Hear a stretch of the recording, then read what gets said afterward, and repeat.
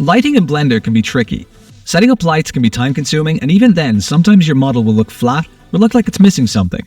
In most cases, it's probably missing reflections, and the best way to get both reflections and lighting is by using HDRIs.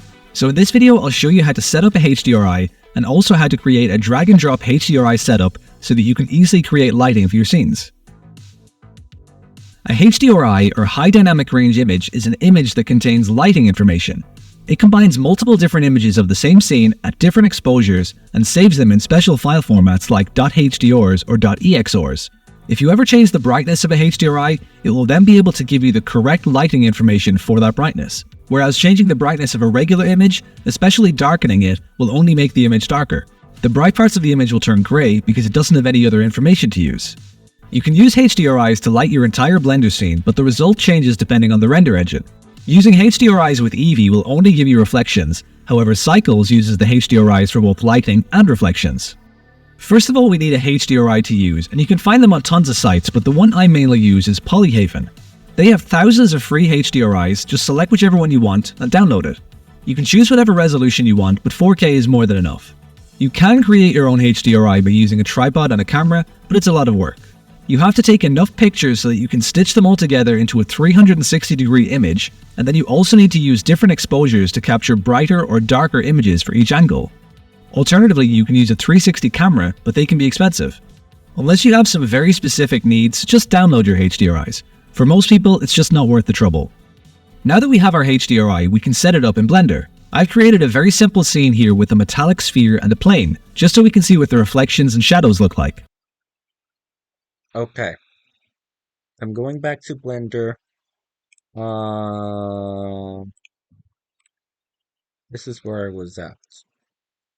So I'm gonna get rid of this. I'm gonna get rid of that. No. Let's get rid of this. Let's get rid of this also. This can go bye-bye. This can also go bye-bye. So we're gonna add a ball. What did he select?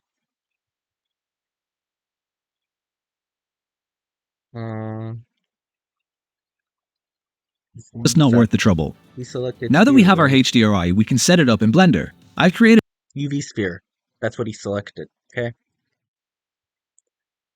Right here.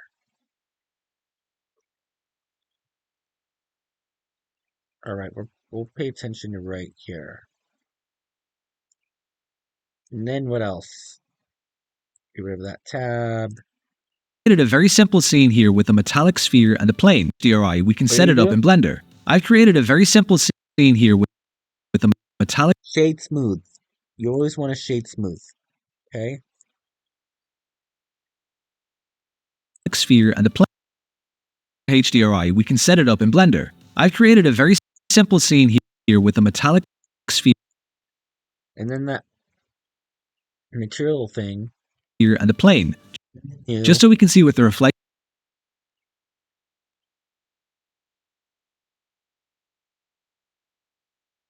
Takes a while. Okay. Get rid of roughness.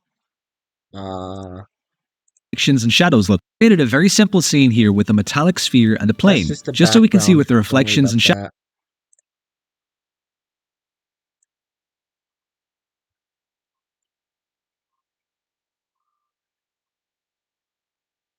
look like.